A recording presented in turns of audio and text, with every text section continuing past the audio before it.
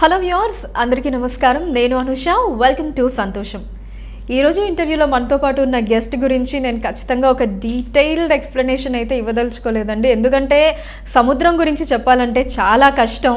మనకి ఏదో ఒక కొంచెం సబ్జెక్ట్ ఉన్న వ్యక్తుల గురించి కొంచెం అలా మెల్లగా చెప్పాలంటే పాసిబుల్ అవుతుంది, కానీ ఇంత వాస్ట్ ఒక ఇండస్ట్రీలో ఒక హిస్టరీ ఉంది ఈయనకి.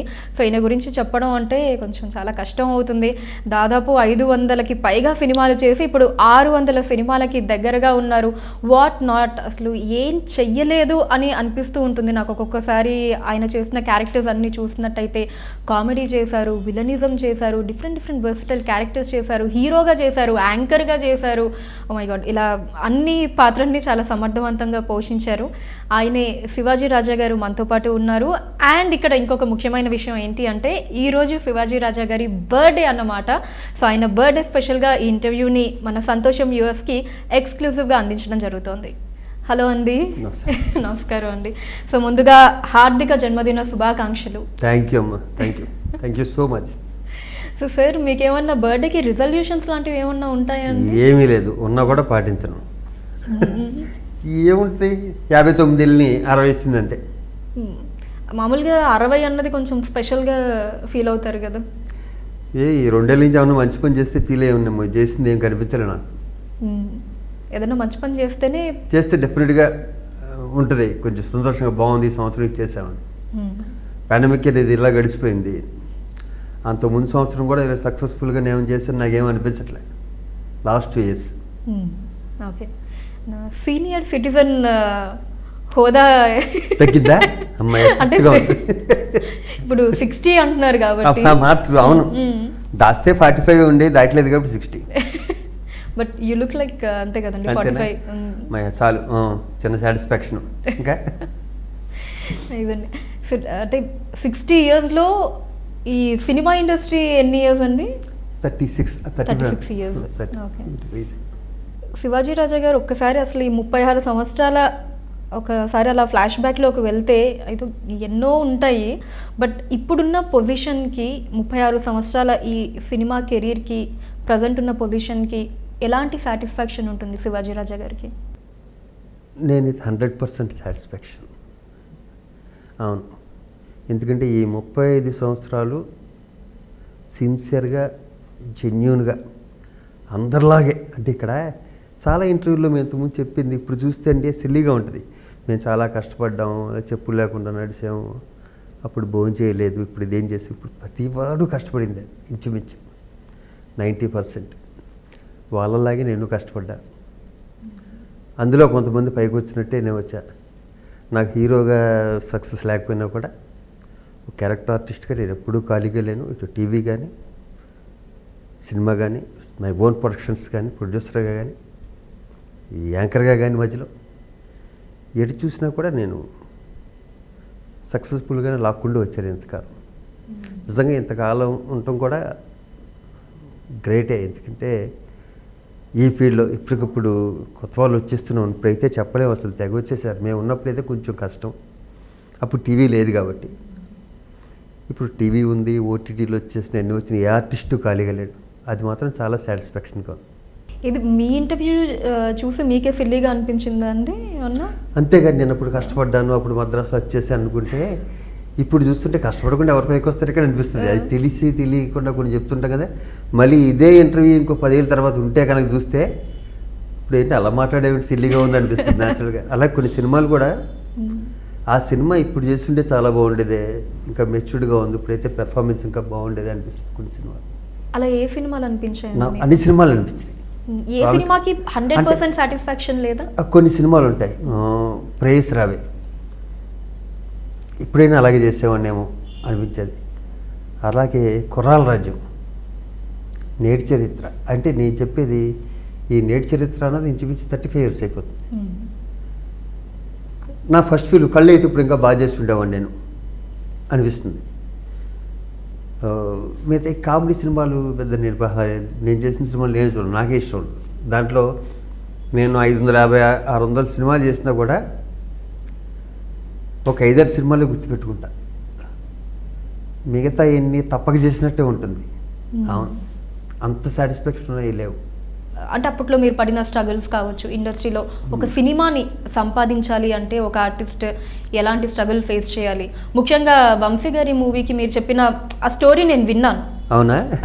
ఆ చెయ్యి ఇరుక్కుపోవడం అదంతా, వేలు ఇరుక్కుపోవడం అదంతా. అయితే నిజంగా అమ్మో ఒక్క సినిమాలో అవకాశం రావడానికి ఇంత కష్టపడాలా అనిపించింది నాకు ఆ స్టోరీ విన్నప్పుడు. ఇప్పుడు ప్రతి ఒక్కళ్ళు కూడా అదే చెప్తూ ఉంటారు కదండి, మేము చాలా కష్టపడ్డాం అని చెప్పి. ఆ కష్టానికి ఈ కష్టానికి అసలు వ్యత్యాసం, అది ఇంకా చాలా ఎక్కువ కష్టం అనిపిస్తూ ఉంటుంది. లేదు, కష్టం ఒకటి, ఎక్స్ప్రెషన్ ఒకటే, కష్టంలో ఉన్న ఎక్స్ప్రెషన్ ఒకటే. అయితే ఫైనాన్షియల్గా కొంచెం సాలిడ్గా ఉంటే వాడు ఉంటే ఫ్లాట్ వేరే ఉండొచ్చు, వాడు వచ్చే బండి వేరే ఉండొచ్చు, వాడు వచ్చే ఎప్పుడు డైరెక్టర్ని ప్రొడ్యూసర్ని ఎప్పుడు విధానం వేరే ఉండొచ్చేమో. కానీ మాకు అక్కడ ఏంటంటే మద్రాసులో కెరీర్ ఇక్కడ ఉన్నాక, చిన్నప్పుడు హైదరాబాద్లో ఉన్నా, మద్రాసులో ఏంటంటే మాకు ఎంతసేపు టీ నగరు, ఇటు సాలిగ్రామం, ఇటు కోడంబాకు, ఇలా కొన్ని ప్లేసులు ఉండేవి. ఆ వయసులో మేము ఈజీగా నడుచుకుంటూ వెళ్ళిపోయి 7-8 కిలోమీటర్లు నడుచుకుంటూ వెళ్ళిపోయి కలిసి వచ్చే ప్లేస్. నిజం చెప్పాలంటే హైదరాబాద్లో ఎవరెక్కడ ఉంటారో నాకే తెలియదు ఇప్పుడు కదా. ఇక్కడికి వచ్చేవాడికి ఏమైందంటే వీళ్ళకి ఎక్కువ అయిపోయినామా, టీవీ, ఓటీటీలని, సినిమాలని చాలా ఎక్కువైపోయి అవకాశాలు ఎక్కువ వస్తున్నాయి. మాకు అక్కడ అవకాశానికి చాలా ఛాన్స్ తక్కువ. 2-3 తప్పించుకుని ఒక కొత్త ఆర్టిస్ట్కి రావాలంటే అక్కడ క్యూ ఉండేది. ఆ క్యూలోంచి వీడు సెలెక్ట్ అవ్వాలి. ఇంకా అందులో హీరో అంటే ఇంపాసిబుల్ అసలు.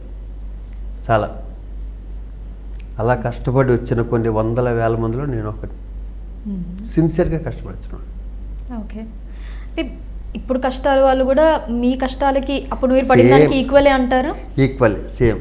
చెప్పాను ఇందాక, వాడు వచ్చే బండి మీద తేడా ఉంటుందేమో తప్పితే యాజ్ ఇట్ ఈజ్ అదే టెన్షను వస్తుంది రాదా అనే టెన్షను, నిద్రలేని రాత్రులు, భోంచేసామా అన్నది, దగ్గర దాకా వచ్చి వెళ్ళిపోయిన క్యారెక్టర్లు ఎన్ని గుద్దుకుని దీని మధ్యలో కొంతమందిని దాటుకుని ఇక్కడ రావటం అన్నది ఈ ఫీల్డ్లో, ఏ ఫీల్డ్లో అయినా కష్టమే, ఈ ఫీల్డ్లో ఇంకో కష్టం.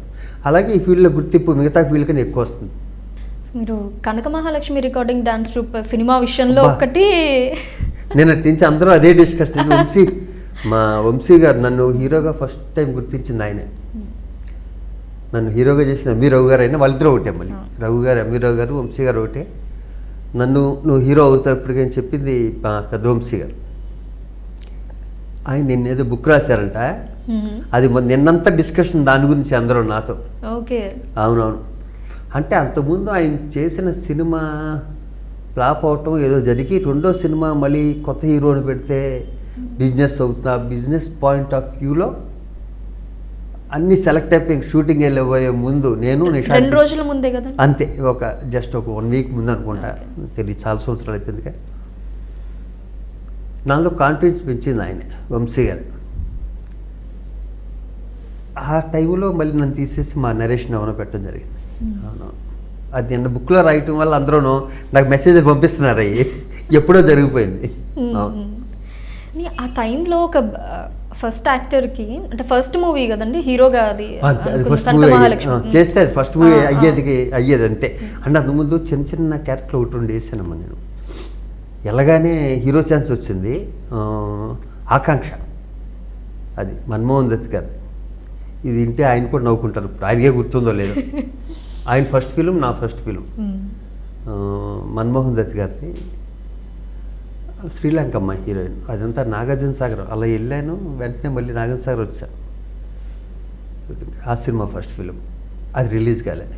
మళ్ళీ వెళ్ళాక బాలకృష్ణ గారిది జంజాల్ గారి దాంట్లో ఒక మెయిన్ విలన్, అది షూటింగ్కి వెళ్ళిపోయాక తీసేశారు నన్ను, సీతారాం కళ్యాణ్.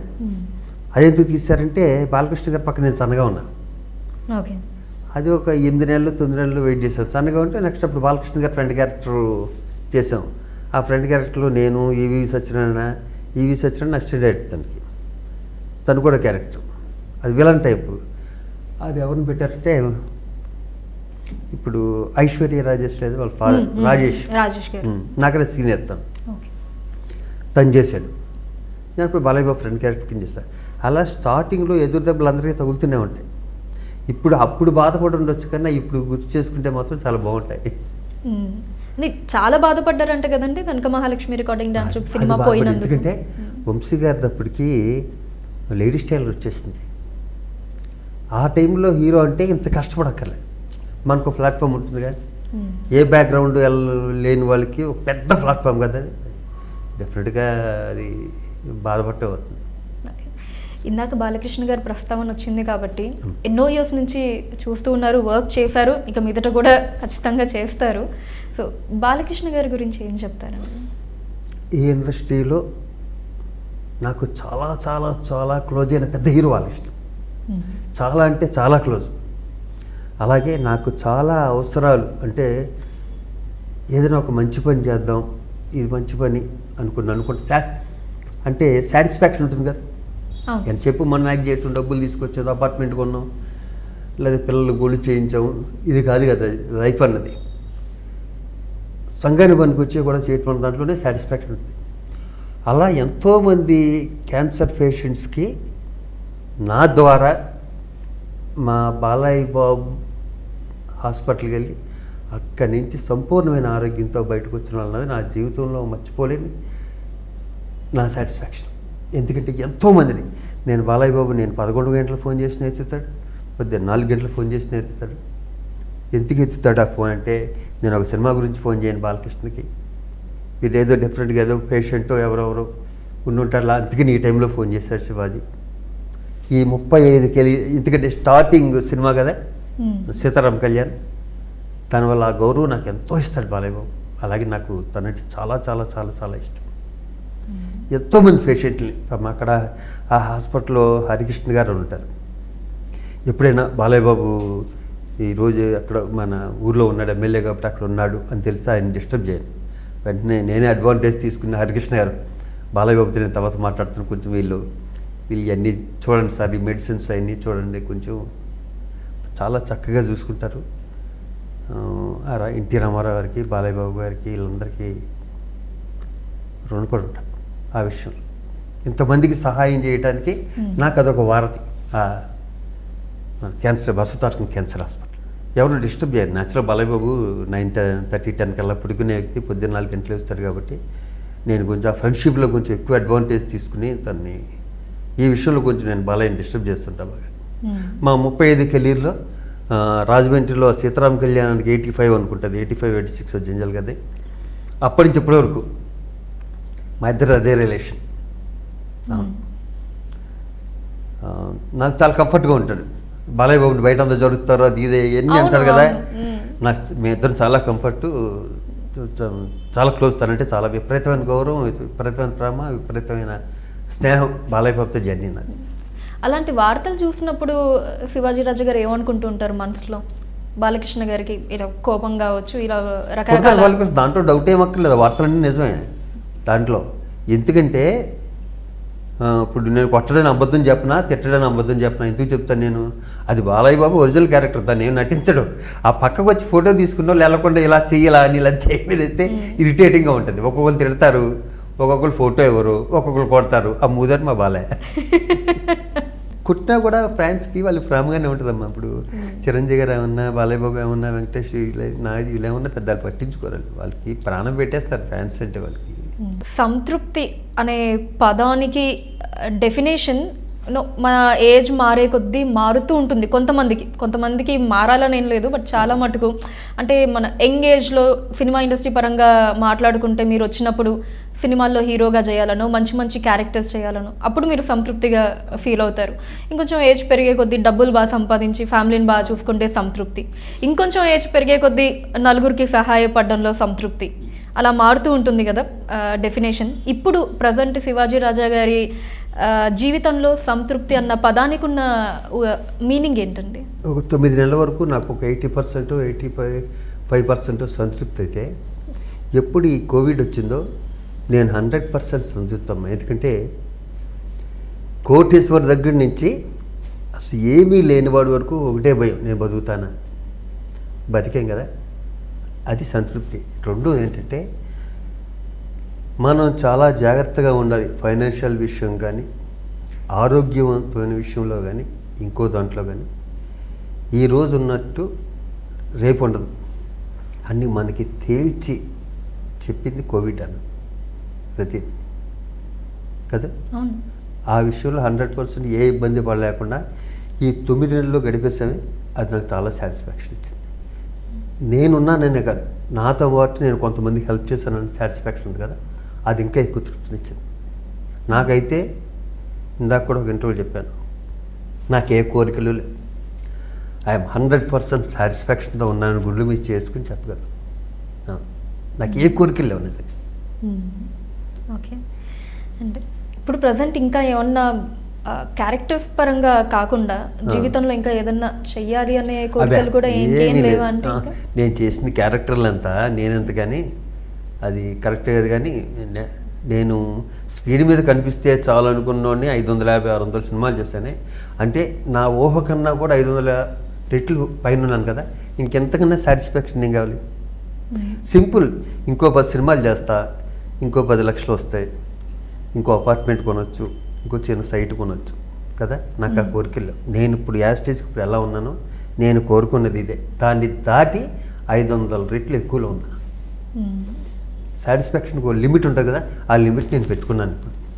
ఓకే, ఆ లిమిట్లో ఉన్నాను. ఓకే. ఒకసారి మీ పుట్టినరోజు దగ్గరకు వస్తే ఇంకొకసారి మామూలుగా ఇంట్లో ఎలాంటి వాతావరణం ఉంటుందండి మీ పుట్టినరోజులప్పుడు? నేను ఎంతకాలం మీరు చూసే ఉంటారు నా బర్త్డే.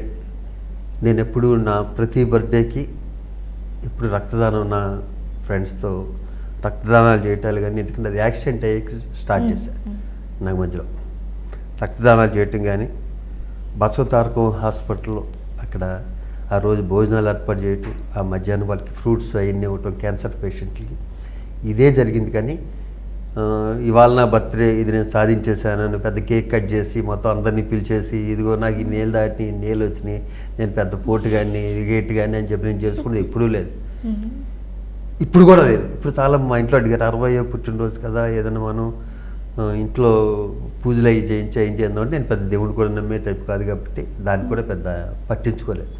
నాకు రెగ్యులర్గా వచ్చిన బర్త్డేనే రెగ్యులర్గా 365 రోజుల్లో వచ్చే ఒక రోజే ఇది.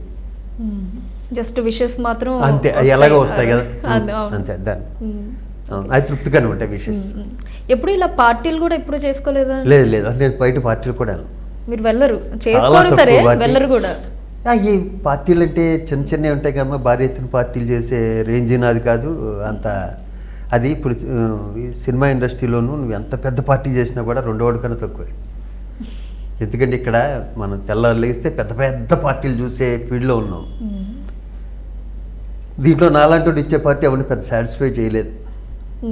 200% ప్రేమగా సాటిస్ఫై చేయొచ్చేమో తప్పితామని వాటితో ఎఫెక్షనేట్గా భుజం మీద చేసి ఎలా ఉన్నావు ఏంటి అన్న మాట నువ్వు ఇచ్చే పెద్ద పార్టీ కన్నా ఎక్కువ అలా సాటిస్ఫై చేయొచ్చు. అంతేగాని బర్త్డే కదని 100 మంది ఇచ్చే కెపాసిటీ లేదు, అంత ఓపిక లేదు. నేను అలా 10 o'clock పడుకుంటాను కాబట్టి అది ఇబ్బంది కూడా నాకు ఒక విధంగా. ఎందుకంటే మనం పార్టీ ఇచ్చేమంటే ఆడితో పాటు 1 గంట 2 గంటల వరకు ఉండాలి, అది కూడా ఇబ్బంది నాకు. సరే, ఇవ్వకపోవటానికి ఇన్ని కారణాలు చెప్పారు, పార్టీలకి వెళ్ళకపోవడానికి ఏంటి కారణాలు? ఇది త్వరగా పడుకోవటమే కారణం. మొదటి నుంచేను కొంచెం ఎర్లీగా పడుకునే అలవాటు, పొద్దున్నే లేసే అలవాటు. అలా అని బుద్ధిమంతుడు నేను కాదు నేను, కానీ నా లిమిట్స్లోనే ఉంటా. పార్టీ అన్నది చాలామందికి వీడికి ఎంత సర్కిల్ ఉంది, వీడు ఎంత తాగుతాడు అని ఉంటుంది కదా. నేను చాలా లిమిట్గా తాగుతాను, చాలా డీసెంట్గా ఉంటా. నాకు ఎంతసేపు చుట్టూ ఉన్న వాళ్ళు నవ్వుతూ ఎంటర్టైన్ చేస్తారే, ఎందుకంటే కెరీర్ స్టార్టింగ్ నుంచి ఆగేంగే ఉంది నాకు ఫస్ట్ నుంచి. నేను అలాగే ఇష్టపడతా. ఆ 10 దాడితే వాళ్ళు నిజంగా మంచి జోకేసినా కూడా నేను ఎంజాయ్ చేయలేను. ఆ ఎంజాయ్ చేయలేము, ఇంకా సరిపోతుంది అనుకున్నప్పుడు వెళ్ళిపోతాయి. మ్యాక్సిమం 10-10:30 అంతే, అంతకన్నా ఉంది. ఓకే. శ్రీకాంత్ గారికి మీకు ఉన్న అనుబంధం నిజంగా అంటే మా అందరికీ కనిపిస్తూ ఉంటుంది. అసలు మోర్ దెన్ అ ఫ్రెండ్ అన్న దానికంటే ఇంకా ఎక్కువ మేబీ ఫ్యామిలీ మెంబర్ కావచ్చు, బ్రదర్, సార్, అలా అన్ని డెఫినేషన్స్ మాకు కనిపిస్తూ ఉంటాయి మీ అనుబంధంలో. అసలు ఇంత అనుబంధం ఏర్పడడానికి గల కారణం ఏంటండి శ్రీకాంత్ గారితో? ఎప్పుడు స్టార్ట్ అయింది? ఇందాక మీరు ఏమన్నారు, more than brother, more than relation, more than అన్నారు కదా. అన్నిటికన్నా కూడా ఎక్కువ మా ఇద్దరు. ఒకరికొకరు అంటే చాలా చాలా ఇష్టం. ఒకరికొకరు అంటే ఫస్ట్ ఒకరి మీద ఒకరికి నమ్మకం ఉంది, అదొకటి చెప్పగలుగుతాను. అంటే ఒకళ్ళు పక్కన ఒకళ్ళు ఉంటే ఒకళ్ళు కాన్ఫిడెన్స్ ఉంటుంది. ఇప్పుడు నా పక్కన శ్రీకాంత్ ఉంటే నాకు చాలా కాన్ఫిడెన్స్గా ఉంటుంది, వీడు ఉన్నాడని. సేమ్ ఫీలింగ్ తను కూడా అదే ఫీల్ అవుతుంది. అంటే కెరీర్ ఈ 30 సంవత్సరాల్లో చాలామంది ఫ్రెండ్స్ అవుతుంటారు, చాలామంది వెళ్ళిపోతుంటారు, మధ్యలో కొంతమంది అలుగుతుంటారు, మధ్యలో ఏదో ఏదో జరుగుతుంటాయి. మా ఇద్దరి మధ్యలో ఏం జరగలేదు, అలాగే ఉన్నాం. అది అదృష్టం కదా.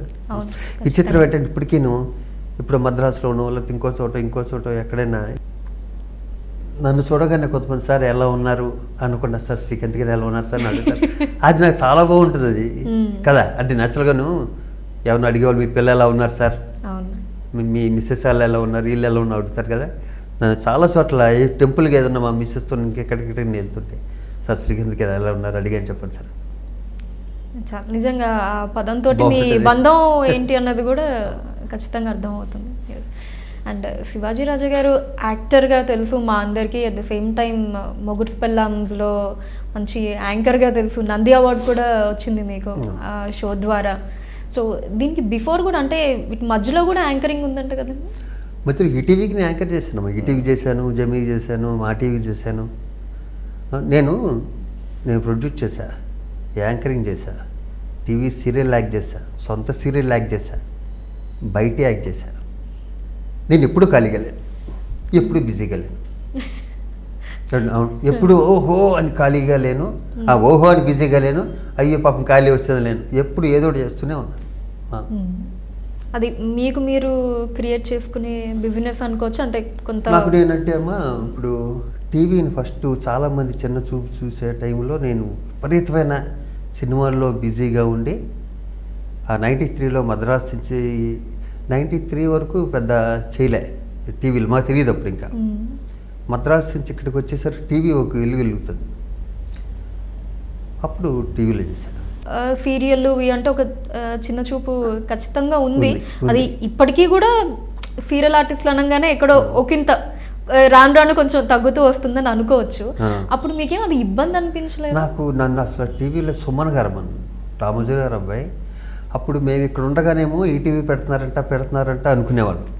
ఆ 83 to 85 మధ్యలో మేము మద్రాసు వెళ్ళాక ఈటీవీ మెల్లిగా స్టార్ట్ అవటాలు అవన్నీ జరిగినాయి. మద్రాసులో ఉండగానే సుమన్ గారు పిలిపిస్తే ఇక్కడికి వస్తే పలానా సీరియల్ చేయాలి. ఫస్ట్ సీరియల్స్ ఈటీవీలో ఫస్ట్ స్టార్ట్ అయిన సీరియల్లే నాతో. ఈటీవీలో స్టార్ట్ 2 సీరియళ్ళు నేను, ఒకటి వాసు గారు డైరెక్ట్ చేశారు, ఇంకోటి ఎవరో రాజేంద్ర గారు ఎవరో డైరెక్ట్ చేశారు. ఒకటి నేను మా చిన్న చేశాం ఇద్దరం.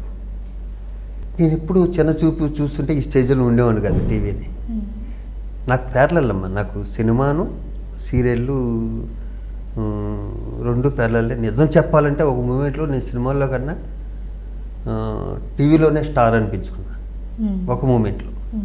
కానీ దీనివల్ల సినిమా అవకాశాలకి ఏమీ ఎఫెక్ట్ పడలేదా అండి అప్పుడు మీకు? లేదు పల్లె, కానీ స్టార్టింగ్లో చిన్నది ఉండేది, ఈ టీవీ సీరియల్ చేస్తారు కదా, ఈ సినిమాలు ఏం పెట్టుకుంటాం అని ఏదో ఉండేది తప్పితే నా వరకు అప్పటికే నేను 100 సినిమాలు చేస్తాను. మొగుడు పెళ్ళాంస్ షో తర్వాత చాలా మంది, అంటే నేను ఇది వినడమే, చాలా మంది మిమ్మల్ని సురేఖ వాణి గారిని నిజంగా వైఫ్ నా పక్కన నా ఒక్క సురేఖనే కదమ్మా, నా పక్కన ఎవరు చేసినా నా భార్య అనుకుంటారు. ఎందుకంటే మా ఇంట్లో వాళ్ళు బయటికి రారు.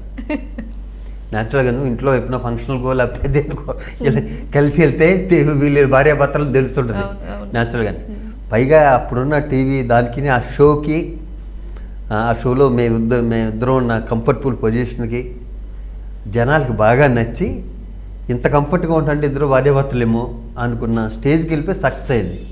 దాన్ని కూడా ఫస్ట్ మేము ఆ సక్సెస్లో రేటింగ్లు అని ఒకటి ఉంటాయి, ఆ రేటింగ్లు మేము కూడా ఎందుకు దాన్ని బయటికి చెప్పాలా, వదిలేయండి అలాగే ఎవరేమనుకుంటారో అదేంటి. తర్వాత చెప్పుకోవటానికి పీక్కుని బొట్టెట్టి చెప్పాల్సి వచ్చింది మేము. తర్వాత ఆ అమ్మాయి కూడా అంత అద్భుతంగా చేసింది సురేఖ దాంట్లో. మీ ఇంట్లో మీ వైఫ్ గారు ఏమనలేదా ఈ వచ్చే ఈ కథనాలు? నా వైఫే కదా మీ ఇంట్లో ఉన్నది.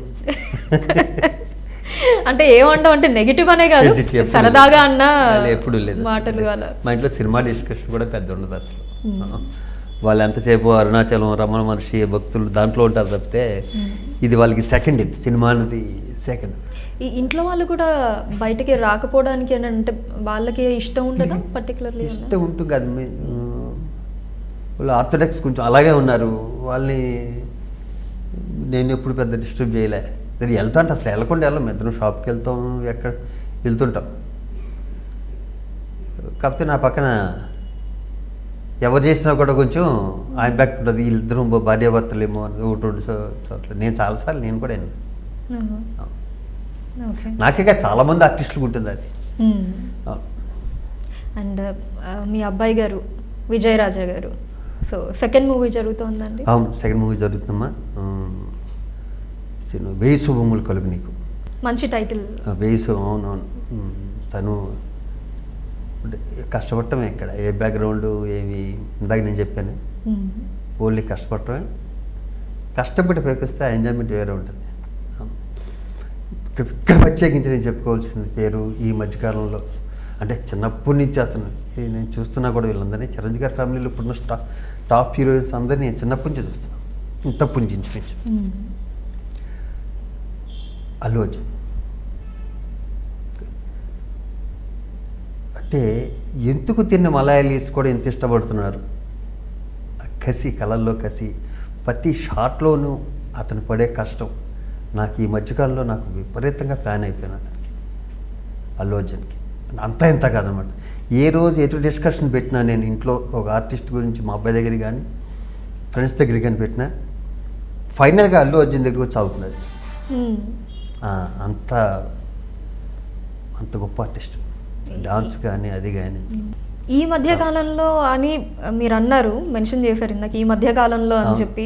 అంతగా ఈ మధ్య కాలంలోనే అల్లు అర్జున్ గారు మీద అంత అభిమానం పెంచుకోవడానికి రీజన్ ఏంటండి? నేను నిజంగా చెప్పిన ప్రాబ్లమ్స్గా నన్ను రవితేజ, మా కృష్ణవంశీలు అందరూ తిరుగుతుంటారు. నేను సినిమాలు చూడను అస్సలు, చాలా పూర్. ఇదేంటండి? అస్సలు సినిమాలు చూడను అసలు. నిజంగా నేను చేసిన 550 సినిమాల్లో 350 సినిమాలు నేను చూసాను.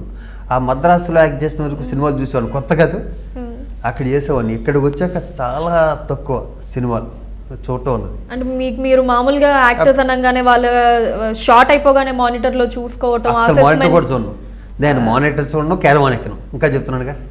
ఓకే. అవును, నాకు ఎందుకో మనం ఏం చేస్తామన్నది ఆల్రెడీ తెలిసిపోతుంది.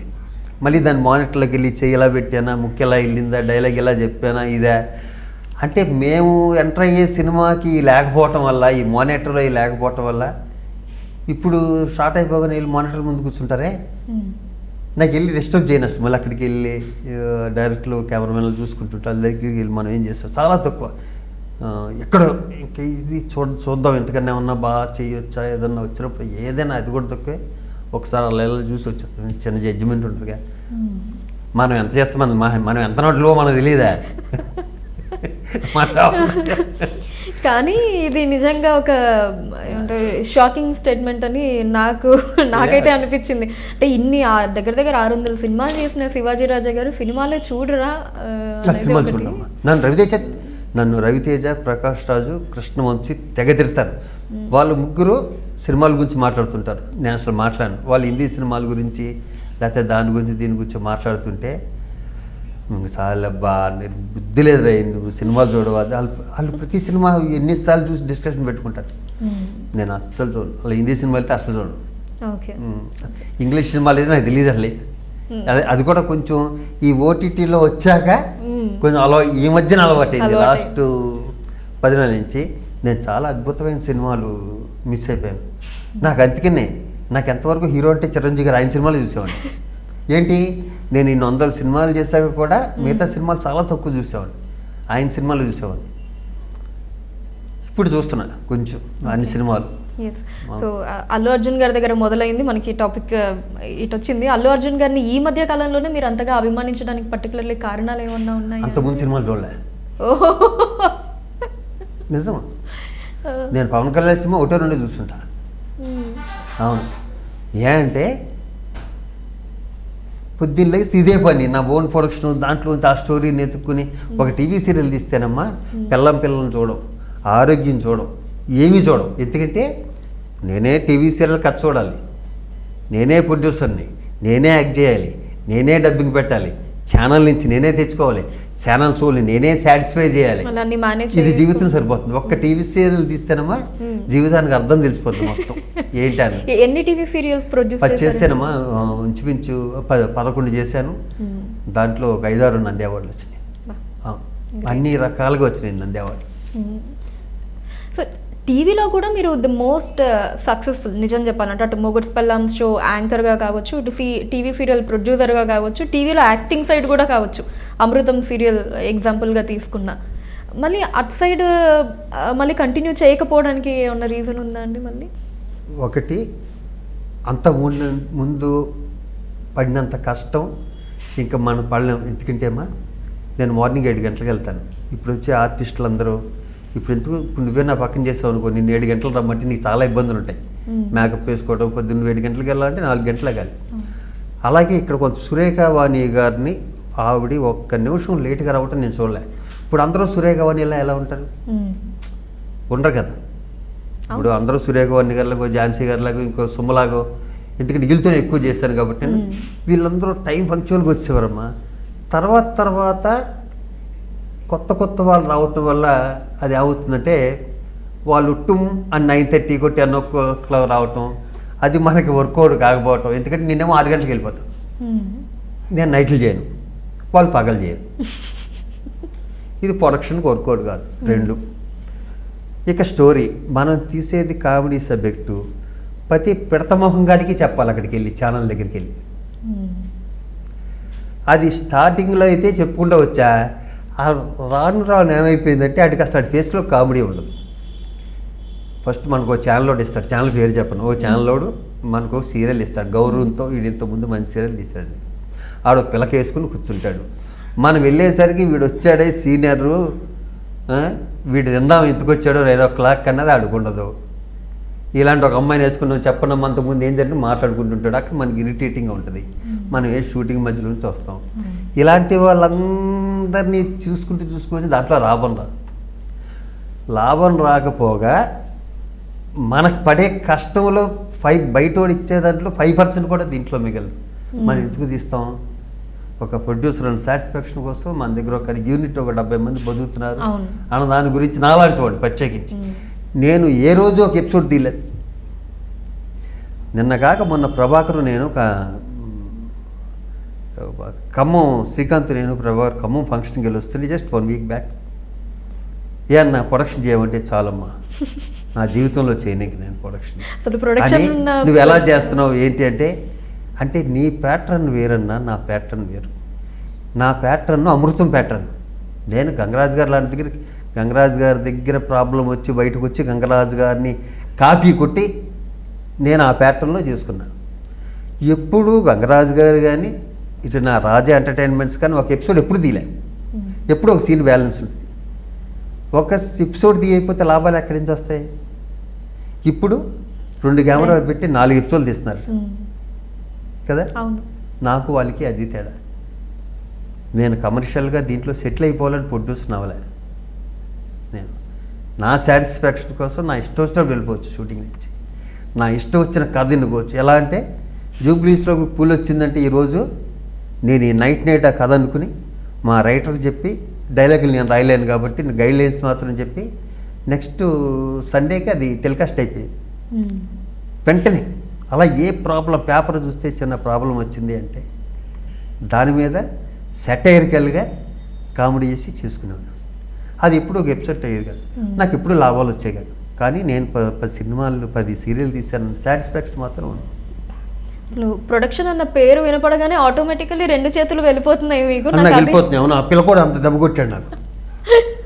ఒక ఛానల్లోనూ అసలు హెడ్లైన్ వాళ్ళు అయితే కామ్గా ఉంటారు మా పాపం. వాళ్ళు చాలా తెలివైన వాళ్ళు, వాళ్ళకి అన్ని ప్రాబ్లమ్స్ తెలుసు, అన్నీ ఉంటాయి. వీడిని ఎక్కడి నుంచో తీసుకొచ్చి పెడతారు, బాబు నువ్వు ఈ 2 సీరియల్స్ నువ్వు చూడు, ఈ 3 సీరియల్స్ చూడని. వాడికి దీంట్లో ఆఫ్ నాలెడ్జ్. వాడి పై ఓ సీనియర్కి రెస్పెక్ట్ ఇద్దామని కూడా తెలియదు. వాడు ఏంటంటే వీడు మన ఛానల్ మీద బతికెత్తాడని అనుకుంటాడు.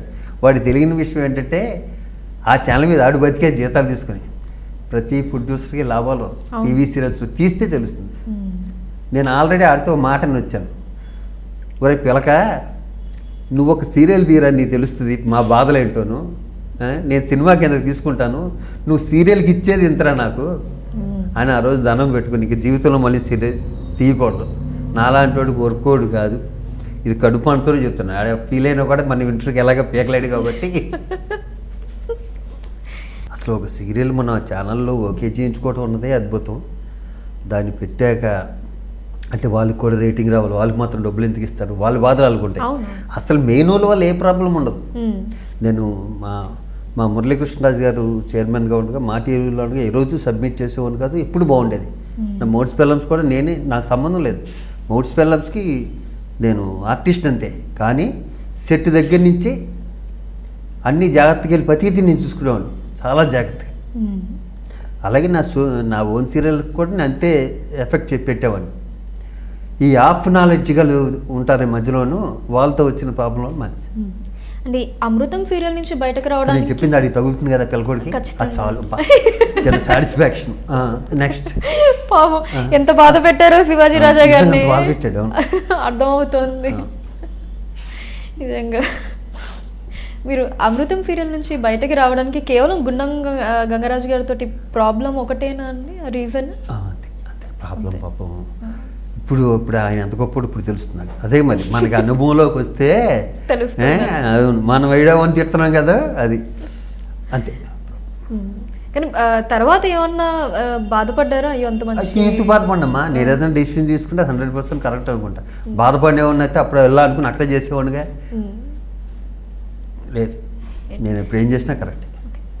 అంత డీటెయిల్గా లోపలికి వెళ్ళి చెప్పకపోయినా ప్రొడక్షన్ ప్రాబ్లమ్స్ అయినా అండి, లేకపోతే ఏమన్నా కుదరక? వాళ్ళ సినిమాకే నాకు కాలుకి దెబ్బ తగిలిందమ్మా, అది స్లిప్ అయింది. అయితే సినిమాకి చాలా బాధపడ్డాను అప్పుడు. ఆ బాధలో కూడా చేశాను. ఇంత చేసినా మనకి ఏంటి గుర్తింపు లేదంటే ఏది వచ్చి ఉంటుంది, ఈగో హర్ట్ అయి ఉంటుంది. న్యాచురల్గానే అలా హర్ట్ అయిపోతే అది ఆర్టిస్ట్ కాదు. ఆర్టిస్ట్ అంటే సెన్సిటివ్ చేస్తుండాలి. తర్వాత నేను 4 సీరియల్ చేశాక వీళ్ళు చాలా గొప్ప వీళ్ళు సబ్జెక్ట్లు అలా పట్టుకొచ్చారు నేను అని వాళ్ళు ఎప్పుడు గొప్పగానే అనిపించేవారు నాకు. ఇప్పుడు ఈగో అన్నది శివాజీ రాజా గారికి ఏ పాలల్లో ఉంటుందండి? వస్తుంది ఈగో, నేను మనిషినేగా. కొన్ని పీక్స్లో హట్ అయిన సందర్భం ఏదైనా గుర్తుందా అండి? ఉన్నాయి కానీ చెప్పనయ్యా. ఓకే. ఆ టైంలో చెప్పి వేస్ట్. ఆ టైంలో జస్ట్ ఒక బాధపడిన సందర్భాలు ఉంటాయి. మనం మంచి చేస్తుంటే మనకి ఇల్లేంటి ఇలా చేశారన్నది ఉంటాయి తప్పితే తర్వాత మర్చిపోతాను అసలు. అవతల ఫీల్ అవ్వడు, ఈడేంటి నేను మంత్రి పల్లెకి ఈడే మాట్లాడుతున్నాడంటే అనుకోవాలి. ఇందాకే కదా ఇలా అయ్యింది. ఏం పట్టించుకో. ఓకే. మనకి బీపీ వచ్చినట్టే జమ్మని అవతల ఎవడైనా సరే కేరే చేయను. చిన్నప్పుడు చేయను. అవతల ఎవడైనా సరే వచ్చిందంటే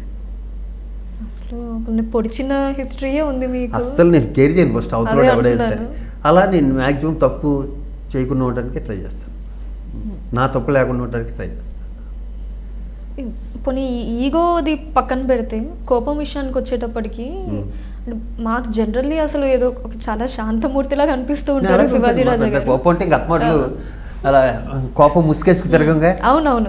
కానీ ఇలాంటి వాళ్ళకి అంటే ఎప్పుడు ఇలా కామ్గా ఉండే వాళ్ళకే కోపం వస్తే చాలా ఎక్కువ పీక్స్లో ఉంటుంది అని చెప్పి వింటూ ఉంటాం. మామూలుగా ఎప్పుడు కోప్పడే వాళ్ళకి వాళ్ళు కోప్పడితే ఆ సిచ్యువేషన్ వేరేలా ఉంటుంది. ఎప్పుడు ఇలా కామ్గా ఉండే వాళ్ళకి కోపం వస్తే అది ఇంకా వేరే లెవెల్లో ఉంటుంది. నాకు కోపం వస్తే జెన్యూన్గానే ఉంటుంది. అంటే నేను అనుకుంటున్నాను, పక్కోడు కూడా అనుకోవాలి కదా ఎవరికైనా. నాకు కోపం వచ్చిందంటే 100% జెన్యూనిటీ ఉంటేనే వస్తుంది దానికి. కొంతమంది ఇండస్ట్రీలో ఏం చేస్తారంటే మనకి కోపం వచ్చే వరకు గిచ్చుతూనే ఉంటారు. అది 2-3 సార్లు బాగానే ఉంటుంది, కొంచెం తర్వాత అది పీక్కి వెళ్తుంది. అంటే ఈడేమన్నా కూడా ఏమన్నాడు, ఇంకా ఆ స్టేజ్కి వచ్చాక మళ్ళీ లైఫ్లో ఆడు ఇంకొకటి గెచ్చకుండా ఆ రేంజ్లో ఒకసారి ఇచ్చేస్తే మనకి సాటిస్ఫాక్షను, వాడికి గుణపాటు. గ్రాంటెడ్గా తీసుకుంటారు. చాలా ఎక్కువ మంది తీసుకుంటారు ఇక్కడ. అండ్ 2 సార్లు యాక్సిడెంట్ అయ్యి ఒకసారి కోమాలోకి కూడా వెళ్ళి కొన్ని రోజులు ఉండి కోమాని పలకరించి కోమాలోకి వెళ్తుంటా, అది రెస్ట్ అని ఫీల్ అవుతుంటా నేను. ఇది మన చేతుల్లో ఏముంటుంది. నన్ను ఒకసారి చిన్నప్పుడు షాక్ కొట్టింది. ఆ షాక్ కూడా కొట్టడం ఎలాగంటే దాని ప్రతాపం అంతా చూపేసింది. అప్పటి నుంచి నాకు కరెంట్ అంటే భయం. గోడకి ఎత్త పెడతారు, ఇప్పటికి ఒకటి షూటింగ్లో కూడా ఎత్త పెడతారు కంపల్సరీ. జనరేటర్ తీసుకొచ్చి అందరూ దాన్ని దాడతారు కదా, నేను ఒక్కడే జంప్ చేస్తాను దాన్ని. భయం ఉండిపోతుంది. ఆ రేంజ్లో కొట్టిందండి. గోడని చిన్నప్పుడు చుట్టాల ఇంటికి ఏదో ఫంక్షన్కి వెళ్ళి భీమవరంలో ఆ గోడని ఇలా అనుకుంటే వెళ్తే ఆ ఎర్త్ వైర్ ఇక్కడ ఉంటుంది కదా, ఇక్కడికి వచ్చినట్టుకి అలా పట్టేసింది. వామ్మో ఓబ్బో అటు ఇచ్చి అల్లరోడు కదా సరదాగా అరుస్తున్నాడేమో అనుకున్నాడు. అప్పుడు పట్టేసి అసలు ఒళ్ళంతాను అది ఎంత గొప్ప ఆర్టిస్ట్ అయినా కూడా ఎక్స్ప్రెషన్లో చెప్పలేడు దాన్ని. అప్పుడు చుట్టుపక్కల వాళ్ళందరూ వచ్చి 1 minute పోయాక కర్రలతో అట్లు కొట్టి మొత్తానికి మేలా తీసుకెళ్ళి హాస్పిటల్లో జాయిన్ చేశారు. మంచి కలర్ వచ్చాను ఆ దెబ్బకి. ఒక 2 days ఉంచారు అక్కడ.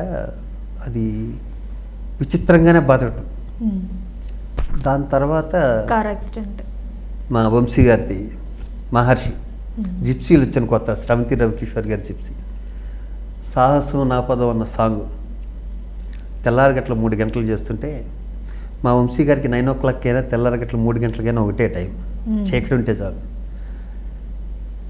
అది వీళ్ళు గుద్దితే కేజీహెచ్లో ఒక 4 days అక్కడ కోమా లాంటి రెస్ట్. దాని తర్వాత పుట్టింటికి రావే చెల్లి కోడి రామకృష్ణ గారు, అది బయలుదేరి వస్తుంటే అది ఒక 13 రోజులు కోమా రెస్ట్. అది కూడా పెద్ద యాక్సిడెంట్. అది చుట్టం అయిపోయింది కోమా, మీకు అలా వెళ్ళి అప్పుడప్పుడు పలకరించేసి అది అప్పుడు చాలామంది వీడు బోలిపీడు కారులో రావాలి, మేము ఎలా వస్తాడు వీడు కారులో, ఫ్లైట్ యాక్సిడెంట్ అవుదా, ట్రైన్ అవుదా, కారు అవుదా, నడుచుకుంటే వీళ్ళు గుద్దేయట్లే. అంతే. యాక్సిడెంట్ జరిగింది అంటే మనం వెళ్ళి అని గుద్దేయాలనుకుంటామా? ఇది వెళ్ళి పాపం మా నరేష్ అప్పుడు కొత్తగా జాయిన్ అయ్యాడు డ్రైవర్కి, అప్పటికి 2-3 months అవుతుంది జాయిన్ అయ్యి. డివైడర్ని గుద్దేశాడు తెల్లగట్లో. అదృష్టం ఏంటంటే అదృష్టవంతుడికి యాక్సిడెంట్ అయితే అంబులెన్స్ కింద పడ్డాడని బాపు గారి సినిమాలో డైలాగ్ ఉంటుంది. కరెక్ట్గా వీళ్ళు గుద్దగానే అంబులెన్స్ పక్కనే ఉంది, అది తీసుకెళ్ళి అలా జరిగింది. అది 20 ఏళ్ళు అయినా కూడా ఇంకా యాక్సిడెంట్ గురించి చెప్పుకునే అంత పెద్ద యాక్సిడెంట్. ఎందుకంటే అప్పుడు జరిగిన యాక్సిడెంట్కు సంబంధించి బాడీకి సంబంధించిన బాధలు స్టిల్ ఇంకా అనుభవిస్తూనే ఉన్నాం. కానీ ఎప్పుడైనా అనుకున్నారా శివాజీ రాజా గారు, అంటే ఇన్ని యాక్సిడెంట్లు ఇలా జరిగి కోమాలోకి వెళ్ళి ఇలా బయటకి రావటం అంటే చిన్న విషయం కాదు, అంటే ఏదన్నా ఇంకా చేయాల్సిన పనులు చాలా గట్టిగా ఉన్నాయా, నేను ఇంకా అందుకే మేబీ ఇన్నిసార్లు ఇలా బ్రతికి బట్టగడుతున్నాను, ఇన్ని దాటుకుంటూ కోమాకి వెళ్ళక ముందు కూడా అందరికీ హెల్ప్ఫుల్గానే ఉన్నాను. దాని తర్వాత ఇన్ని యాక్సిడెంట్లు చేయక కూడా అందరికీ హెల్ప్ఫుల్గా ఉన్నాను. శివాజీ అనగానే వీడు మనకి ఏదైనా వస్తే, కష్టం వస్తే వీడు మనకుంటాడు అన్న గుర్తింపే ఉంది. ఏముంది అసలు నాకు ఏదో కళ్ళ ఉంటాయని నేను ఇంకా ఏదైనా చేయొచ్చు అన్న అయితే మాత్రం ఉంది. ఇంకా ఏదైనా చేయొచ్చు అన్నది మనం చేయనివారు. చేసిన సహాయం చెప్పుకోకూడదని అంటూ ఉంటారు, బట్ మీలాంటి వాళ్ళు అంటే ఇంకా సెలబ్రిటీ స్టేటస్లో ఉండి కొంచెం చెప్తే అది చూసే వాళ్ళకు కూడా ఒక కైండ్ ఆఫ్ ఇన్స్పిరేషన్గా ఓకే చేశారా అని తెలుసుకోవడానికి బాగుంటుంది కాబట్టి మిమ్మల్ని అడుగుతున్నాను. సో మీరు ప్రెసిడెంట్గా ఉన్నప్పుడు కావచ్చు, అంతకుముందు సరే దీంతో సంబంధం లేకుండా మీరు యాక్టర్గా ఉన్నప్పుడు కూడా చాలామందికి సహాయం చేశారు, నేను కూడా విన్నాను, చూశాను కొన్ని. మీకు మనసుకి బాగా దగ్గరగా గుర్తుండిపోయింది ఏదన్నా ఉందా అండి? చాలా ఉన్నాయి, చాలా చాలా ఉన్నాయి. ఎందుకంటే నేను ఇందులో నా గొప్ప కన్నా నాకు ఫస్ట్ టైము అంటే ఒక వ్యక్తికి, ఒక ఆర్టిస్ట్కి ఎలాంటిది కూడా వస్తుందని తెలిసింది పిఎల్ నారాయణ గారు. మురళీమోహన్ గారు అర్జెంటుగా ఫోన్, శివాజీ అర్జెంటుగా వస్తారా అంటే ఇద్దరం కలిసి పిఎల్ నారాయణ గారు పోయారు అని తెలిసి ఇద్దరం కలిసి పిఎల్ నారాయణ గారు ఇక్కడెక్కడ ఈ మధురా నగర్ సైడ్ అయ్యారు, అక్కడెక్కడ మధురా నగర్ సైడ్ కాదు సారీ మన ఆ సత్యసాయిబాబు నగమ అక్కడెక్కడ ఆ ఏరియాలో ఉంటారంటే ఇద్దరం కలిసి వెళ్తే ఆయన్ని ఆటోలు తీసుకొచ్చారు. నేను ఒక విధంగా మూవీ ఆర్టిస్ట్ అసోసియేషన్ కనెక్ట్ అవ్వటానికి బీజం పడిన సంఘటన అదొకటి. 2 నా యాక్సిడెంట్ అయ్యాక నేను వెళ్ళి అక్కడ కూర్చుంటే అందరూ ఉంటారు అన్నది అది వేరే విషయం. పిఎల్ నారాయణ గారి దగ్గర నుంచి ఆ డెడ్ బాడీని ఆటోలో తీసుకొచ్చాక చూశాక తెలియని భయంతో కూడిన ఒక అంటే భరోసా లేని ఒక ఫీల్డ్లో ఉంటున్న మనం కొంతమందికి భరోసా ఇవ్వాలి అంటే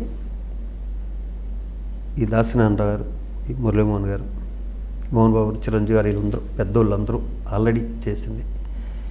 ఈ బాటలో నడిచి మనం కూడా ఎందుకు సహాయం చేయకూడదు అని పడిన బీజం ఫస్ట్ అయితే అక్కడే పడింది. ఒక విధంగా. అంటే ఇన్ని సినిమాలు చేసి ఎన్ని చేసినా ఇక్కడ సెక్యూరిటీ ఉండదు. ఎన్ని చేసినా కూడా బయట కూడా తెలియదు. మన స్క్రీన్ మీద కనిపిస్తాం కానీ ఇటు కోట్లు ఉంటాయి అనుకుంటారు కానీ పాత కోట్లు కూడా ఉండవు. ఇది నిజం. నేను చాలామందిని చూశాను కదా. ఇక్కడ సినిమాల్లో మనం రకరకాల గెటప్ ప్లేస్ వీళ్ళ దగ్గర వీళ్ళు చాలా ఉంటాయి. ఆడు బెంచగారులు అయితే ఆడితే బెంచగారు అనుకుంటారు కదా. అవి ఏముండవమ్మా ఇక్కడ. ఏ రోజుకి వచ్చిన చాలామందికి ఆ రోజు అయిపోతుంటుంది చిన్న ఆర్టిస్టులకి.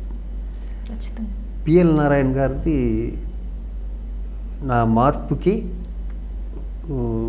సహాయం చేయటం అన్నదానికి అదైతే నేను ఇన్స్పిరేషన్గా తీసుకున్న ఒక వ్యక్తి ఉన్నాడు నా గుండెల్లో ఉండే వ్యక్తి, నాకు ఇష్టమైన వ్యక్తి, నేను నాన్న అని పిలుచుకునే వ్యక్తి. ఇంకొక 10-15 days 1 monthలో చనిపోతాననగా కూడా బలవంతంగా ఆయన నా గురించి వచ్చి నాకు ఓటేసిన వ్యక్తి రాళ్ళపల్లి గారు. ఇండియన్ స్క్రీన్ మీద ద గ్రేటెస్ట్ పర్సన్ అని నేను చెప్పుకునే వ్యక్తి రాళ్ళపల్లి గారు. ఇంకా ఇంత మంచి వాళ్ళు కూడా ఉంటారా అంటే ఆయన్ని దగ్గరగా ఇప్పుడున్న తరానికి ఆయన తెలియకపోవచ్చు. ఒక వ్యక్తి ఇలా కూడా బతకొచ్చా, ఇలా కూడా సహాయం చేయొచ్చా అని నేను దగ్గర నుంచి చూసిన వ్యక్తులు రాళ్ళపల్లి గారు. నాకు బర్నీ ద్వారా పరిచయం రాళ్ళపల్లి గారు, మా బర్నీ ద్వారా. దాని తర్వాత మీ ఇద్దరు ఆయనతో కలిసి ఎక్కువ సినిమాలు నా ఓన్ ప్రొడక్షన్లో ఆయనతో నేను చేయించుకోవడం అన్నీ చూశాక ఎప్పుడు ఆయన గురించి ఆలోచించడు, పక్కడి గురించి ఆలోచిస్తాడు. ఎప్పుడు పక్కడి గురించి ఆలోచిస్తాడు. ఏ టైంలో వాళ్ళ ఇంటికి వెళ్ళినా సరే హ్యాపీగా భోంచేయచ్చు. వాళ్ళు నీళ్ళు తెచ్చిస్తారు కాలు కడుక్కోమని. అమ్మ కూడా అంతే, ఆవిడ కూడా అంతే, మా తల్లి. ఆయన ఇన్స్పిరేషన్ రాళ్ళపల్లి గారు ఈ మంచి పనులు చేయటానికి. వీడు మనకు అందుబాటులో ఉంటాడు అని ఒక ముద్ర ఒకటి పడిపోతుంది. ఆ ముద్రలోంచి మనం అందుబాటులో లేకపోయినా కూడా బయటికి రాలేము. కొన్ని వీడు మంచోడు నాక మన చెడ్డోళ్ళలో మారలేము. ఆ మంచోడు ముసుగేసుకునే తిరుగుతుంటాం. దాంట్లో నేను ఒకటి. ఈ మంచితనం ముసుగంటారా శివాజీ రాజా గారు? అంటే ముసుగంటే ఇంక తప్పట్లేదు. అలా పెట్టేసి మొత్తానికి వీడు ఉన్నాడు కదా మనకి, ఇప్పుడు వీడు చూసుకుంటాడులే అనుకున్నాక ఇది ఒకటి చూసుకోకపోతే మొత్తం పోతుంది. నీకు అర్థమైందా? అర్థమైంది. 10 మందికి హెల్ప్ చేసి 11 కూడా చేయకపోతే ఈ 10 మందికి చేసింది పోతుంది.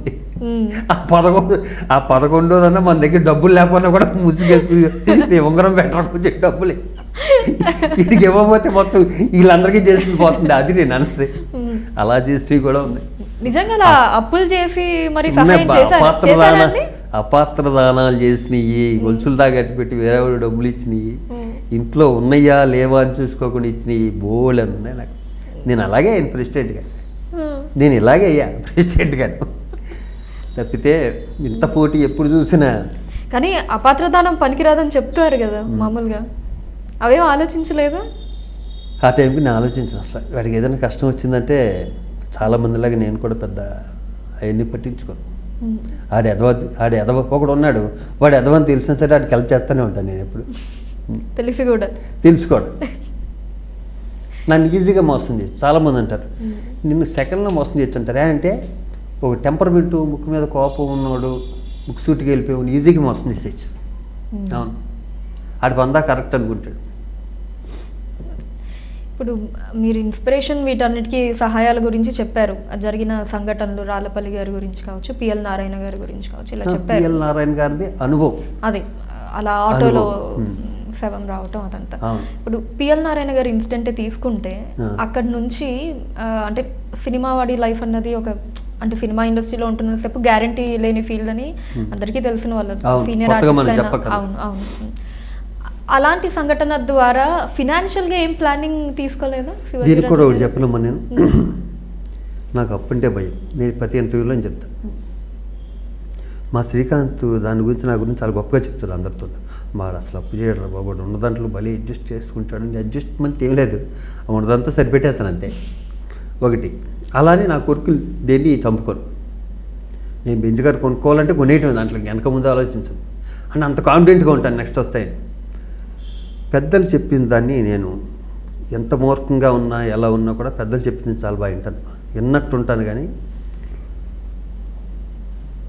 రాజమండ్రి దగ్గర షూటింగ్ జరుగుతుంది. నేను మా బాబాయ్ కొట్ట శ్రీనివాసరావు, శోభనరావు గారు, యావండి యావిడొచ్చింది సినిమా. అంటే అప్పుంటే నాకు ఎందుకు భయం వచ్చి అవటానికి ఈ కారణం చెప్తాను. సోమన్ బాబు గారు నేను కూర్చుని పిచ్చపాటి అంతా మాట్లాడుకుంటున్నాం, వాటి గురించి వీటి గురించి మాట్లాడుకుంటూ ఎందుకో మోహన్ బాబు గారు సబ్జెక్ట్ తీసుకొచ్చారు ఆయన. తీసుకొచ్చి ఆయన నోటంటా చెప్పింది అక్షరాలతో చెప్తున్నాను నేను. ఎవరు? సోమన్ బాబు గారు చెప్పింది. శివాజీ రాజా, నాకు మోహన్ బాబు గారు ఒకసారి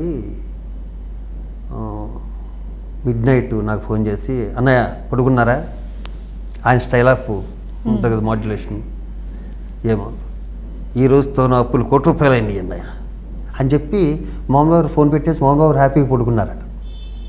ఈయనకి తెల్లారు నిద్ర పట్టలేదండి అని. దానికి ఎంత ధైర్యం కావాలి? ఇలా నాకు మోహన్ బాబు ఫోన్ చేసి ఈ రోజుతో నా అప్పులు ₹1,00,00,000 అయినాయి అన్నయ్య, గుడ్ నైట్ అని పడుకున్నారు, నాకు నిద్ర పట్టలేదు అని చెప్పారు. ఈయన చెప్పాక నేను ఎంతవరకు తీసుకోవాలి? ఆ మాటకి నాకు నిద్ర పట్టలే, నాకు సంబంధం లేదు. మూడో వ్యక్తి చెప్పిన మాటకి నాకు ₹1,00,00,000 అప్పు అంటే అప్పుడు మనకి ₹1,00,000 ఉంటే చాలా ఒక టైంలో ₹1,00,00,000 అప్పు ఆయన ఎలా తీర్చుంటాడబ్బా అనుకుంటాం కదా. నాకు అందుకని అప్పు ఉండిపోయింది. ఒకవేళ అప్పు చేసినా కూడా ఆ ఇచ్చినోడు మళ్ళీ నాకు రెండోసారి ఇవ్వడు. అని ప్రతిరోజు నేను సబ్బు తింటాను, నీకు ఎల్లుండి ఇస్తాను కదా, నీకు చేత ఎల్లుండి ఇచ్చేస్తానే, నేను అడగట్లేదు అంటే నేను చెప్తున్నాను అంటారేమో. ఇంకా ఆ టైంలో ఉంటుంది. అది ఒక విధంగా నా మెంటాలిటీకి, ఇంకోటితో మాట్లాడలేని మెంటాలిటీకి, నాలాంటి వాళ్ళ మెంటాలిటీకి అది కరెక్టే. అలా సోమన్ బాబు గారి దగ్గర నుంచి నేర్చుకున్నాయి, పెద్దవాళ్ళ దగ్గర నుంచి నేర్చుకుంది అది. ఇప్పుడు ఒక్కొక్కసారి ఇప్పుడు నేను ఈ పొజిషన్లో ఉన్నాను కదా, ఇంకా మంచి పొజిషన్లో ఉండాలంటే ఇంకా ఏం చేయాలి అనుకుంటే ఇప్పుడైతే నేను నిజంగా చేసేవాడిని, కానీ అది దాటిపోయింది. ఒక్కటి మాత్రం కాన్ఫిడెంట్గా చెప్పగలను, నీ దగ్గర పైసా ఉంటే భూమి మీద పెట్టు, దానికన్నా మంచి బిజినెస్ లేదు. పెద్దవాళ్ళు సోమన్ బాబు గారు, మురళీమోహన్ గారు, చిరంజీవి గారు, మోహన్ బాబు గారు ఎవరు చెప్పినా కూడా అది అద్భుతం అని నాకు అనిపిస్తుంది ఇప్పుడు. అయితే శివాజీ రాజా గారు, ఈ మా ఎలక్షన్ల విషయం మనందరికీ తెలిసిందే. నేను దాన్ని ఇప్పుడు ఏదో వివాదాస్పదంగా తెర మీదకి తీసుకురావాలని అనుకోవడం లేదు, కానీ జరిగిన గొడవల గురించి చాలా ప్రెస్ మీట్ల రూపంలో కావచ్చు అన్ని జనాలందరూ చూస్తున్నారు. కానీ ఇప్పుడు అవంతా అయిపోయిన తర్వాత ఎప్పుడైనా శివాజీ రాజా గారి మనసులో ఎందుకు ఇలా జరిగింది, ఇలా జరగకపోయి ఉంటే బాగుండేదేమో, నేను మేబీ అలా చేయకపోయి ఉంటే బాగుండేదేమో, ఇలా చేస్తుంటే బాగుండేదేమో, ఇలాంటి ఆలోచనలు ఏమన్నా వచ్చాయా? ఎప్పుడు విలన్ ఉంటేనే కదా హీరో అవుతాడు కదా. నేను ఎప్పుడు హీరోనే, మనకి ఎప్పుడు విలన్స్ ఉంటారు. ఇంకొకటి ఏంటంటే కొంతమంది ఉంటారమ్మా, ప్రతిసి వాళ్ళు చేయరు, మనం చేయనివ్వరు, చేసేవాడిని చేయనివ్వరు కదా. మనకి డ్రీమ్స్ ఉంటాయి, కొన్ని ఉంటాయి. ఇప్పుడు నేను ఆర్టిస్ట్గా వాళ్ళకన్నా గొప్పండు కాదు, ఫైనాన్షియల్గా వాళ్ళకన్నా గొప్పండు కాదు, కంటే నాకంటూ ఒక గ్రిప్ ఉంటుంది. ఒక ఈవెంట్లు చేయాలి, నా రాజా ఈవెంట్స్ ఉంది, ప్రపంచంతో ఈవెంట్లు చేస్తాను నేను. ఇది మురళీమోహన్ గారి దగ్గర నేర్చుకున్నాను. ఇవన్నీ వాళ్ళకన్నా నేను ఫండ్ తీసుకురావడం నాకు చాలా ఈజీ. ఇక్కడ టెక్నిక్ ఏంటంటే ఒక హీరోని ఒప్పించడమే. ఇప్పుడు నన్ను స్టేజ్ మీద నన్ను లేకపోతే ఇంకొకరిని ఇప్పుడు ఎవరిని పట్టించుకోరు. ఒక హీరోను కొంతమందిని తీసుకెళ్ళి ఒక ప్రోగ్రామ్ ఏమైనా చేస్తే చాలా మంచి అమౌంట్ వస్తుంది. ఇక్కడ క్రికెట్ చేయటాలు అవి చేయటాలు ఇంతకుముందు ఉన్నాయి, ప్రతి దాంట్లోనే ఉన్నా, ప్రతి దాంట్లో నా హస్తం ఉంది. ఎందుకంటే 25 ఏళ్ళ నుంచి నేను పెద్దవాళ్ళ వెనకాల ఉన్నాను కాబట్టి. అన్ని పోస్టులు ఎక్సెప్ట్ ప్రెసిడెంట్ పోస్ట్ ఒకసారి తప్పితే మిగతా పెద్ద పోస్ట్ అన్ని 2 సార్లు చేసుకుంటూ వచ్చాను నేను. అని ఆ గ్రిప్ ఉంది కాబట్టి అయిపోయేది ఓలేసోమో అయిపోయేది ఇది అనుకున్న టైంలో అడ్డుబడి రోడ్డుకి ఏమవుతుంటే ఇనర్స్ వచ్చేస్తాం. ఇప్పుడు నేను కూడా చేయలేనేమో అన్న ఫీల్డ్లోకి వచ్చేస్తాం. అది బాధ తప్పితే మేమంతా ఒకటే. ఈ మాట పెద్ద నేను మనస్ఫూర్తిగా చెప్తాను. దీంట్లో ఇక్కడ అక్కడ తినటానికి ఎవడ తినటానికి ఏమి ఉండదు. దాంట్లో ఎవడన్నా ఏదైనా చేస్తే ఎవడ పని చేసినా కూడా గుర్తుపెట్టుకోండి, పని చేయనోడు ఎప్పుడు ప్రాబ్లం లేదు అక్కడ. నేను తర్వాత అబ్జర్వ్ చేశాను ఏంటని, పని చేయలేదు, పైసా తీసుకురావాలి, పని చేయలేదు, కాముగల్లా కూర్చున్నాడు, ఆయన ఎవడేమంటాడు కదా. పని చేస్తే ఈడేమన్నా తినేసాడేమో దాంట్లోంచి అన్నోడికే ప్రాబ్లం వస్తుంది. ఆడ కష్టపడి పని చేసి దానికి కోట్లు తీసుకొచ్చాడు, వీడు ₹1,00,00,000 ఎందుకు తీసుకురావాలి, ఈడేమన్నా తినేసాడేమో అన్న దాంట్లో వస్తుంది. ఆ మంచి పని చేస్తేనే వస్తుంది. అలా అనుకున్నా కూడా మన ఇంత మొత్తం మన 10 మందికి మంచి జరగాలన్నట్టు ఎప్పుడు మాట్లాడు. ఇక్కడ అందరూ మంచోళ్ళే అమ్మా, ఏదో ఆ క్షణంలో ఏదో వస్తుంటాయి అలాగా. అవును, టీవీలో ఉన్నాడు నేను అనకపోతే నిజం అనుకుంటాను మనం ఉంటుంది. ఏమన్నా పర్సనల్గా కూడా సఫర్ అయ్యారా శివాజీ రాజా గారు? ఎన్నో ఉన్నాయి నిద్రపోయిన రాత్రులు, వీళ్ళు అన్ని మాటలు అవి అని చాలా ఉంటాయి మా అవన్నీ చెప్పాను కదా, ఎన్ని ఎదురు దెబ్బలు తిని తిని తిని తిని వస్తే రాటు తెలిపోతాం కదా, అప్పుడు ఎవరైనా కొట్టంగడే. అర్థమైంది మీకు? ఇప్పుడు మంచితనంగా ఎలా ఉంటే కొడతానే ఉంటారు. ఎంతసేపు అని భరిస్తాం? ఒక్కసారి ఎదురు తిరిగితే మళ్ళీ రాడు, దగ్గర రాడు కదా. ఆ ఎదురు తిరగటం అన్నది ఎప్పుడు తిరగాలని నేర్చుకోవటమే ఇక్కడ ఉన్నది. ఇక్కడ నేను అబ్జర్వ్ చేసింది ఏంటంటే, కెమెరా ముందే కాదు, కెమెరా వెనకాల కూడా నటించినోడే గొప్ప నటుడు. నిజం, కెమెరా ముందు నటించినోడు కాదు. మహానుభావులు మన చుట్టుపక్కలే ఉంటారు. మరి అవతల వాడికి తెలియదా, లేకపోతే తెలిసి వాడు కూడా నటిస్తున్నాడా తెలియదు, కానీ మహానటులు ఉంటారు. వీళ్ళకి మన నందులు ఎన్ని ఆఫ్టాలు అసలు డైరెక్ట్గా ఆస్కార్ అవార్డు తీసుకొచ్చి ఇయర్లీ వస్తారు సన్మానం చేసి ఫిలింనార్ సెంటర్లో మనం ఇచ్చేయచ్చు. కానీ వాడే కరెక్ట్ అనిపిస్తాడు తెలుసా. వాడి అదవని తెలుసు, వాడు లుచ్చాగాడని తెలుసు, ఆడిని పెట్టుకుంటారు పక్కన. ఆడి వల్ల ఆ హీరో క్యారెక్టర్ దిగిపోతే తప్పితే వీడి వల్ల ఏమీ లాభం ఉండదు. శ్రీ కనక మహాలక్ష్మి రికార్డింగ్ డాన్స్ ట్రూప్ సినిమాలో ఫస్ట్ మీరు హీరోగా సెలెక్ట్ అయ్యి తర్వాత నరేష్ గారు చేశారు. తర్వాత ఈ మా ఎలక్షన్ గొడవలు కూడా మీకు నరేష్ గారికి మధ్య జరిగాయి.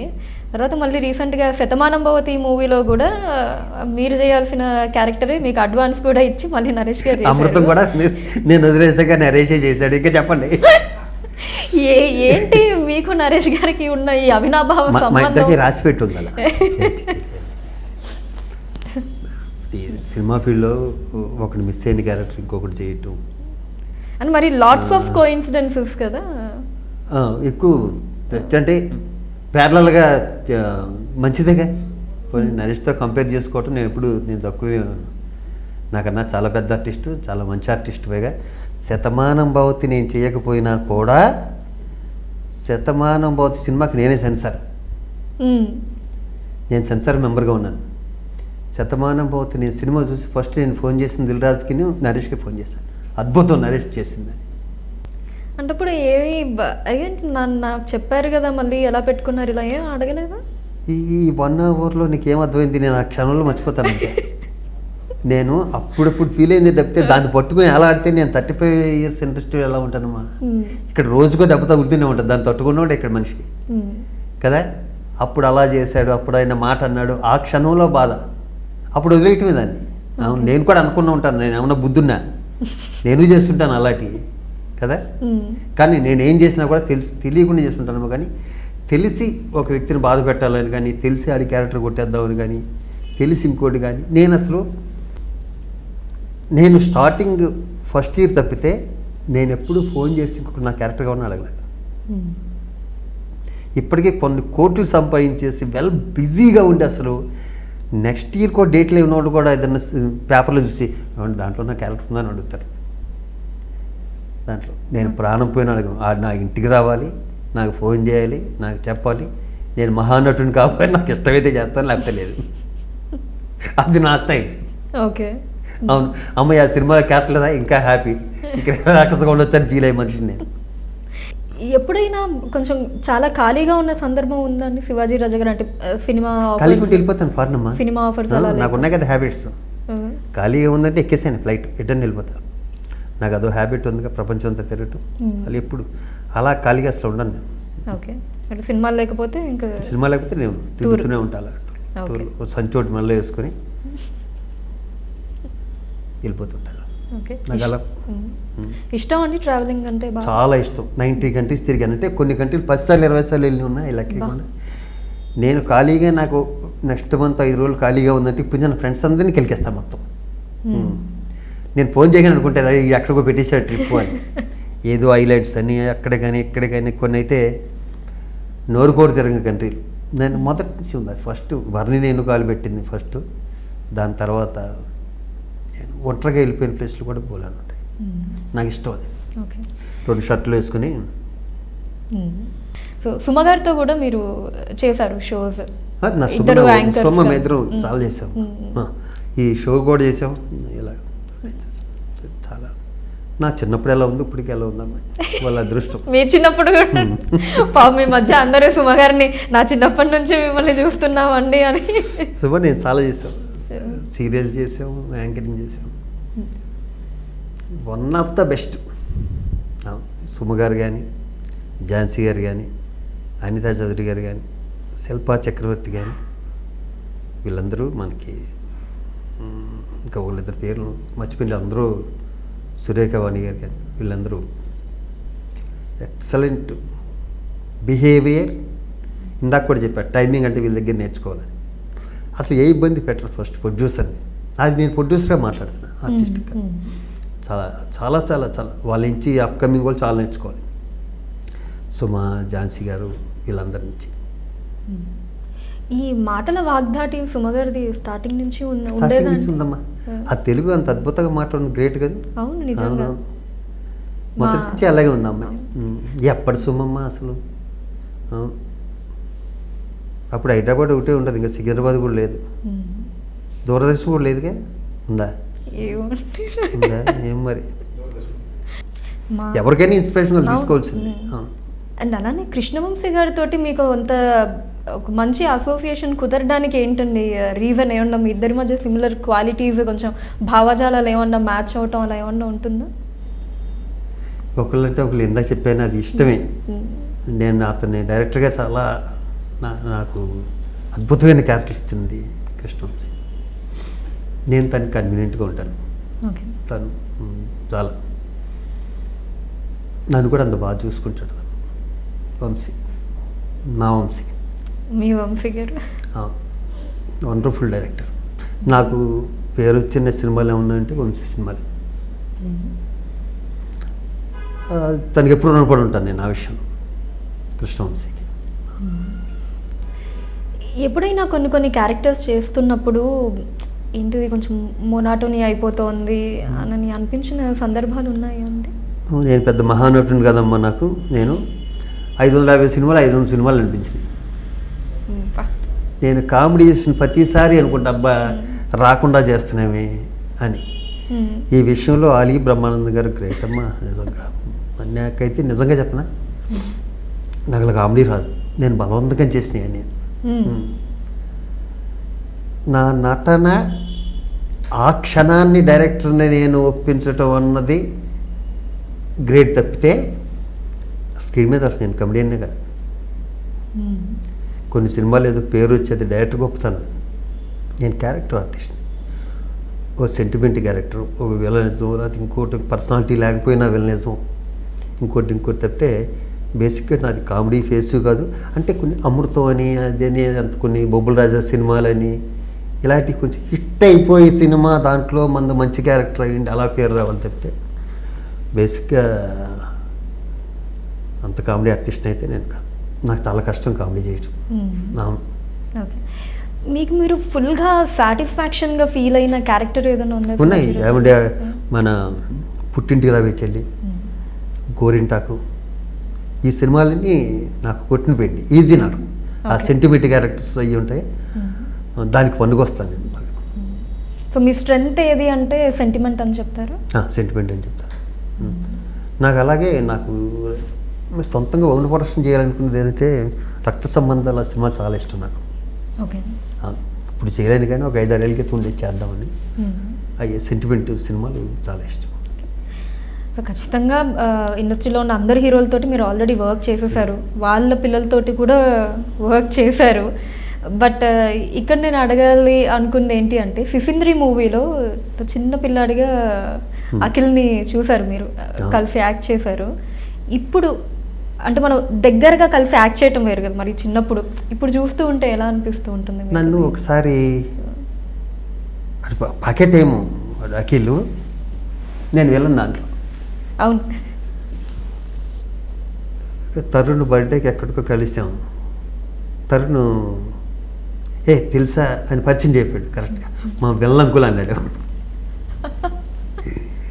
నాకు థ్రిల్ అయ్యా నేను కరెక్ట్గా. ఏంటంటే చాలా అసలు మరి నెలల పిల్లోడు కదా, పాకుతున్నాడు. అప్పుడు ఆ సినిమా క్రెడిట్ అంతా శివనాగేశ్వరరావు గారే. శివనాగేశ్వరరావు గారు, అమ్మల గారి పాపం. ఆ సినిమాకి బోలెన్ని ఉన్నాయి మర్చిపోలేని చాలా. శిశింద్రి సినిమాకి అది 25 years పైన అయిపోతుంది అనుకుంటా. 25 years ఇప్పుడు ఉన్న హీరోల పరంగా మాట్లాడుకుంటాండి, ఓన్లీ హీరోస్ పరంగా శివాజీ రాజా గారికి ఎప్పుడైనా ఏదన్నా టైంలో ఏదన్నా అంటే మీరు అడిగినా అడగకపోయినా నేనున్నాను అన్న భరోసా ఇచ్చే హీరోలు ఎవరు మీతో బాగా? బాలకృష్ణ గారి గురించి ఇందాక చెప్పారు మీరు, ఏ టైంలో అయినా, అది కూడా మీ పర్సనల్ వర్క్స్కి కాకుండా ఎవరికన్నా క్యాన్సర్ హాస్పిటల్ త్రూ సహాయం చేయడానికి మాత్రమే మీరు మాట్లాడతారు బాలకృష్ణ గారితో. బట్ మీకంటూ ఒక భరోసా ఏముంటుందండి, ఎవరి పరంగా ఉంటుంది? నాకు మూవీ ఆర్టిస్టేషన్లో అంత పేరు రావడానికి కారణం చిరంజీవి గారు. డెఫినెట్గా ఆయన ఉన్న బిజీకి నేను అడగగానే ఆయన అమిగా వచ్చి ప్రోగ్రామ్స్ ఇది చాలాసార్లు చెప్పింది. ఒక మంచి విషయం ఎన్నిసార్లు చెప్పినా పర్లేదు, ఒక మంచి విషయం ఎన్నిసార్లు గుర్తు చేసుకున్నా పర్లేదు, చేసిన సహాయాన్ని ఎన్నిసార్లు ఆ వ్యక్తిని పొగిడినా పర్వాలేదు. అలా చిరంజీవి గారు. శ్రీకాంత్,